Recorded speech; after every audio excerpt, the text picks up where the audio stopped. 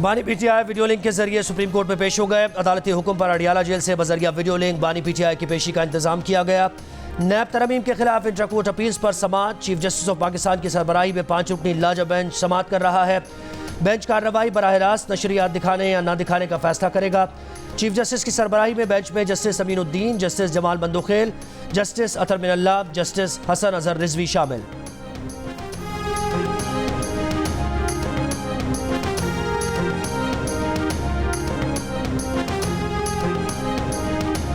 आईने पाकिस्तान में जज बनने के लिए किसी और मुल्क की शहरियत या रिहाइश रखना नाअहलियत नहीं। इस्लामाबाद हाई कोर्ट के रजिस्ट्रार ऑफिस ने सेनेटर फैसल वावडा के खत का जवाब दे दिया।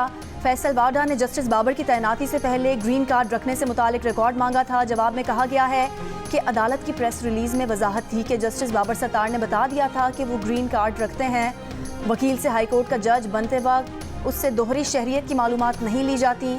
जस्टिस अथर ने बताया कि जस्टिस बाबर सत्तार के ग्रीन कार्ड का मामला जुडिशल काउंसिल में डिस्कस हुआ। सुप्रीम जुडिशल काउंसिल ने बहस के बाद जस्टिस बाबर सत्तार को जज बनाने की मंजूरी दी।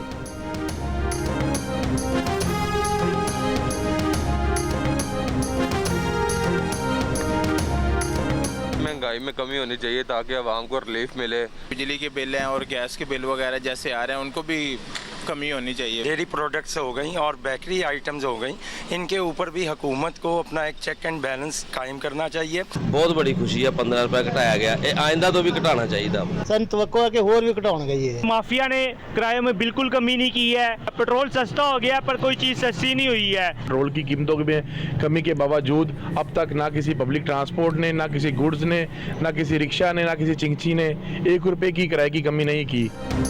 आज से पेट्रोल की कीमत में 15 रुपए 39 पैसे फी लीटर कमी। नई कीमत 273 रुपए 10 पैसे फी लीटर पर आ गई। हाई स्पीड डीजल 7 रुपए 88 पैसे फी लीटर कम करके नई कीमत 274 रुपए 8 पैसे फी लीटर मुकर्रर कर दी गई। मिर्ची के तेल की कीमत में 9 रुपए 86 पैसे और लाइट डीजल ऑयल की कीमत में 7 रुपए 54 पैसे फी लीटर कमी। वज़ीर आज़म शहबाज शरीफ ने नई कीमतों की मंजूरी दी। हुकूमत ने रिलीफ दिया। दीगर अशिया की कीमतों में कमी से मुकम्मल फ़ायदा आवाम तक पहुँचाएँ, शहरियों की अपील।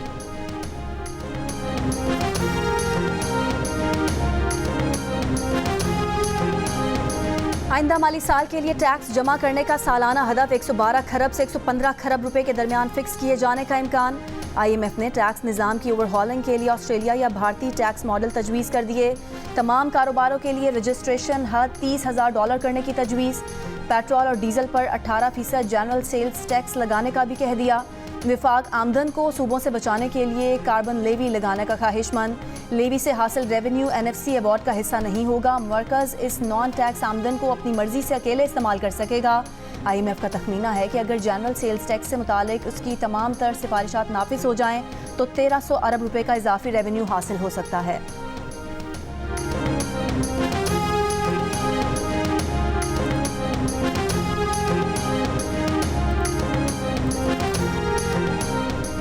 नए कर्ज प्रोग्राम के लिए IMF से मुज़ाकरात। IMF की वजारत ख़जाना से अगले बजट में तरक्याती बजट, तनख्वाहों में इजाफे, जारी अखराजात पर बात होगी। FBI से टैक्स नेट वसी करने और अगले फाइनेंस बिल पर मालूमात का तबादला होगा।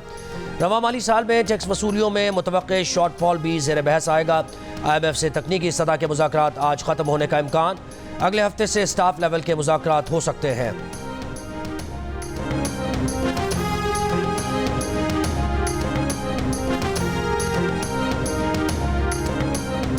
अगले पूरे साल के लिए बिजली की कीमतों से IMF का कोई ताल्लुक नहीं। हमारा IMF से मुआहदा ये है कि गर्दिशी कर्जे को 2310 अरब रुपए से ऊपर ना जाने दें।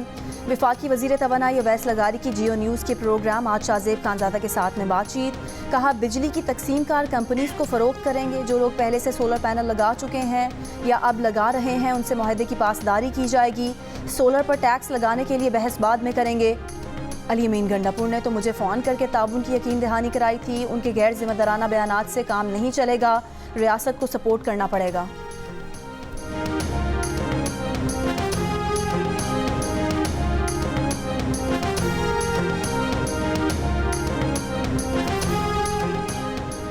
खैबर पख्तूनख्वा के वज़ीर आला अली अमीन गंडापुर ने पेशावर इलेक्ट्रिक पर कब्जा करने की धमकी दे दी। कहा लोड शेडिंग कम ना हुई तो पेस्को पर कब्जा करके लोड शेडिंग शेड्यूल में खुद बनाऊंगा। ये वार्निंग नहीं, टाइमलाइन दे रहा हूं। कहा मेरा सूबा सस्ती बिजली बनाकर महंगी खरीदता है। विफाक ने हक ना दिया तो देखें हक कैसे लेता हूं।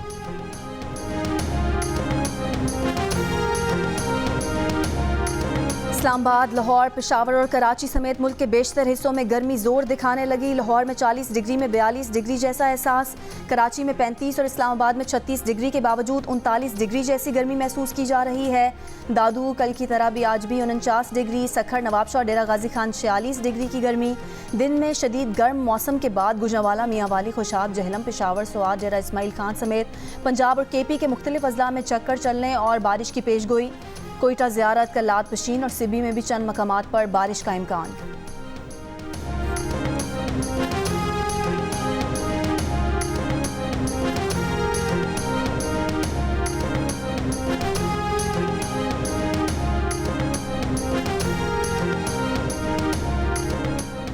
मुल्क के मुख्तलिफ शहरों में अगले 25 दिनों के दौरान हीट वेव आने का खतरा। NDMA ने खबरदार कर दिया। रिपोर्ट के मुताबिक पहली हीट वेव का खतरा सिंध में उमरकोट, थरपारकर, टंडवाला यार, मटियारी, सांगड़, जबकि पंजाब में बहावलपुर और रहीम यार खान में है। 15 से 30 मई के दौरान इन इलाकों में दर्जा हरारत 40 डिग्री तक जा सकता है, लेकिन गर्मी इससे भी ज़्यादा महसूस की जा सकती है। हीट वेव का ये पहला स्पेल 2 से 3 दिन जारी रह सकता है। मई के आखिर या जून के शुरू में दूसरी हीट वेव का खदशा है, जिसमें दर्जा हरारत 45 दर्जे तक जा सकता है। 4 तब 5 दिन जारी रहेगा। तीसरी हीट वेव का खदशा जून के पहले 10 दिनों के दौरान है। ये हीट वेव थरपारकर, उमरकोट, सांगड़, बदीन और खैरपुर को मुतासिर करेगी।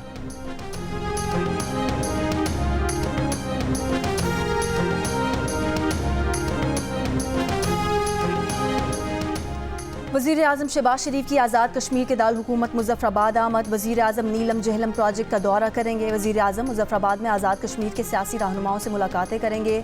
मुलाकातों में आज़ाद कश्मीर की गुज़िश्ता दिनों की सूरत हाल पर गुफ्तगू का इम्कान है।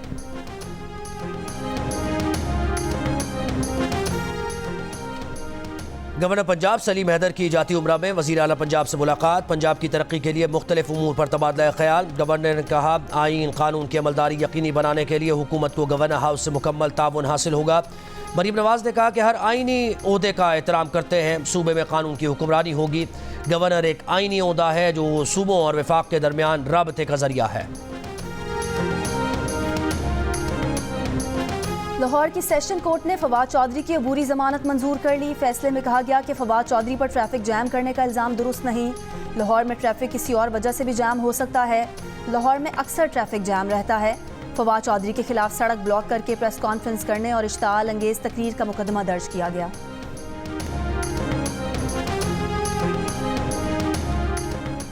कराची के इलाकों कुरंगी और नॉर्दर्न बाईपास में फायरिंग से 2 मुबैना डाकू हलाक। FB एरिया में डाकुओं की शहरी से लूटमार। 2 मोटरसाइकिल पर 3 डाकू शहरी से लूटमार के बाद फरार हो गए। मली सिटी में स्कूल तालिबा की वीडियो बनाकर ब्लैकमेल करने वाले 3 मुल्जिमान गिरफ्तार। दीगर मुल्जिमान की तलाश जारी।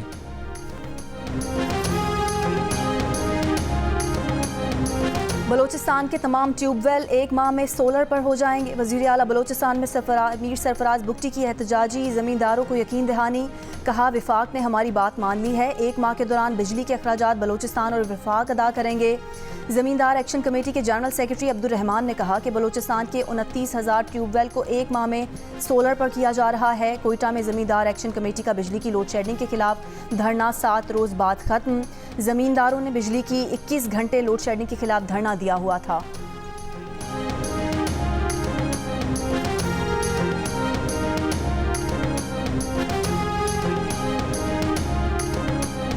राजनपुर में डाकुओं की महकमा आबपाशी के अमले को काम बंद न करने की सूरत में कत्ल की धमकी। वीडियो में डाकू जदीद असलहे के साथ दरिया सिंध के किनारे पर खड़े नजर आ रहे हैं। महकमा आबपाशी का अमला पुलिस निगरानी में दरिया सिंध के हिफाजती बंद मंचन पर काम कर रहा है। डाकुओं ने महकमा आबपाशी के एहलकारों पर शदीद फायरिंग भी की थी। पुलिस ने जवाबी कार्रवाई करते हुए डाकुओं की कमीगाह को तबाह कर दिया था।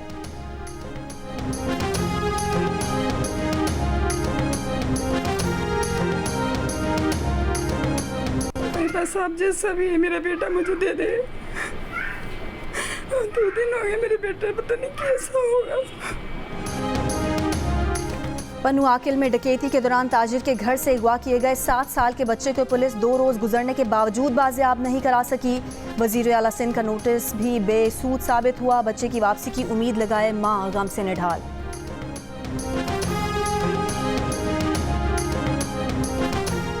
उकाड़ा में सांप के डसने से 3 साल के बच्चे की मौत। वैक्सीन बरवक्त न लगाने पर ड्यूटी डॉक्टर मुलाजमत से बर्खास्त। नाकिस निगरानी पर THQ अस्पताल के MS मुअत्तल।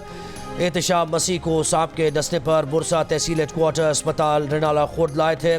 इंक्वायरी के मुताबिक ड्यूटी डॉक्टर ने दस्तियाबी के बावजूद वैक्सीन न लगाई, जिससे बच्चा जाँ बहक हो गया। वज़ीर आला पंजाब मरियम नवाज ने वाक़े का नोटिस ले लिया।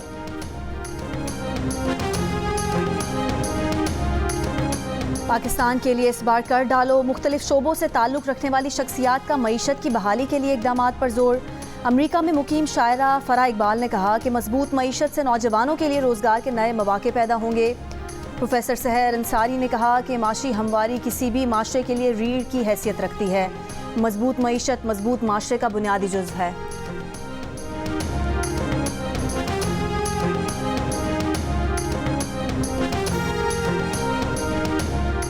मोदी हुकूमत का इंतखाबी फ़ायदा हासिल करने का एक और इक़दाम। मोदी हुकूमत ने इंतखाबात के दौरान मुतनाज़ शहरियत कानून पर अमल दरामद शुरू कर दिया। मुतनाज़ शहरियत एक्ट के तहत पड़ोसी ममालिक से आए 14 पनाह गुज़ीनों के पहले ग्रुप को शहरियत दे दी।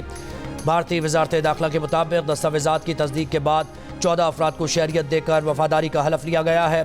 मुस्लिम ग्रुप्स, इंसानी हुकूक तंजीमों, सिविल सोसाइटीज़ ने मुतनाज़ कानून को मुस्लिम दुश्मन करार दिया है।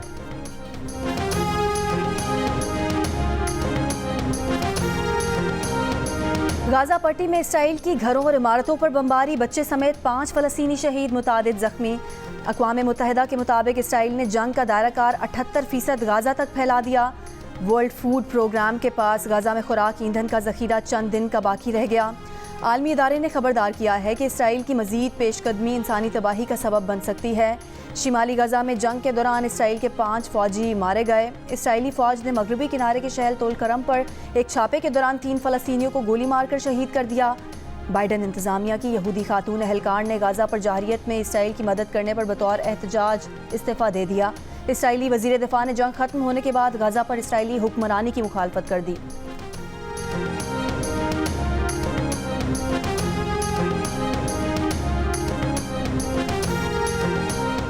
गाज़ा और दीगर महाजों पर इसराइली जंग ने इसराइली फ़ौजियों की कमी पैदा कर दी। इसराइली मीडिया का दावा है कि कई दहाइयों बाद इसराइल को बदतरीन हलाकतों का सामना करना पड़ा है। इसराइली हुकूमत की अल्ट्रा ऑर्थोडॉक्स यहूदियों को फ़ौज में शामिल करने की मनसूबाबंदी। अल्ट्रा ऑर्थोडॉक्स यहूदियों का एक फ़िरका फ़ौज में शामिल होने से इनकारी है, मगर इसके बावजूद इसराइली वज़ीर आज़म ने मुतनाज़ बिल पेश करने का फ़ैसला कर लिया। क़दामत पसंद यहूदियों का एहतजाज।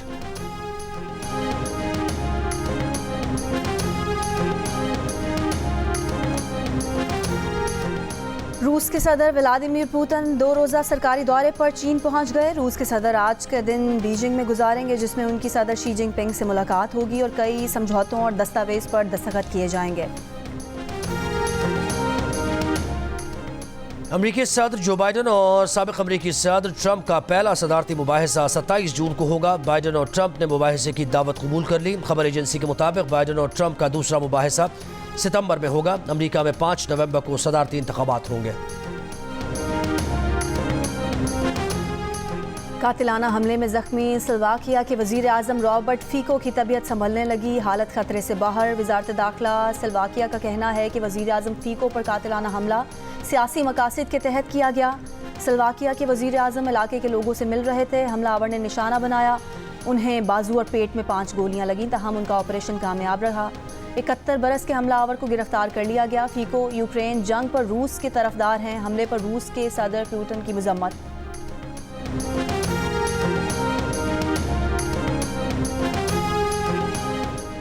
T20 वर्ल्ड कप के लिए पाकिस्तान स्क्वाड को हतमी शक्ल देने के लिए सेलेक्टर्स और टीम मैनेजमेंट की सोच विचार। आयरलैंड के खिलाफ मौका न मिलने वाले हारिस को सिलेक्शन से पहले 100% फिटनेस साबित करना होगी।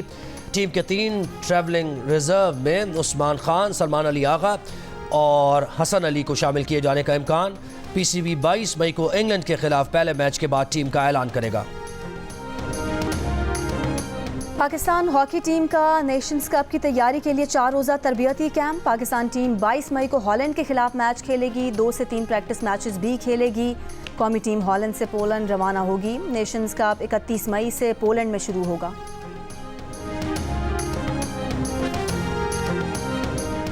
Pakistan central Asian volleyball championship के फाइनल में पहुंच गया।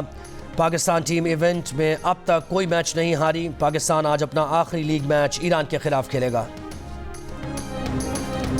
6 माह की तवील बंदिश के बाद तमाम रुकावटें दूर करके तफरीही मकाम नारान को सयाहों के लिए खोल दिया गया। झील सैफुल मलूक, बटाकुंडी और बाबूसर टॉप को खोलने के लिए सफाई का काम तेजी से जारी।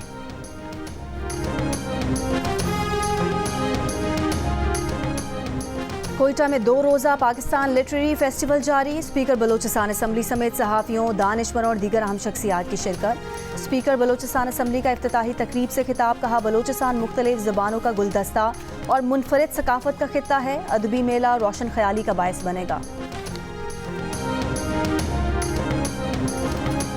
माहिरा खान पर पाकिस्तान लिटरेचर फेस्टिवल कोटा के दौरान सामईन में से किसी ने नामालूम चीज़ फेंक दी। माहिरा खान ने अपनी गुफ्तगू रोकते हुए कहा कि ये एक नामुनासिब हरकत है। शुरका में से किसी ने माहिरा को डायलॉग बोलने की फरमाइश की तो माहिरा ने कहा कि वो कोई डायलॉग नहीं बोलेंगी क्योंकि उन पर कुछ फेंका गया है, जिसका मतलब है कि अब डायलॉग बोलने की कोई गुंजाइश नहीं। लेकिन बाद में माहिरा ने अपनी फिल्म मौला जट का डायलॉग बोलकर सामईन से खूब दाद समेटी। माहिरा खान लिटरेचर फेस्टिवल में बतौर मेहमान खुसूसी शरीक थी।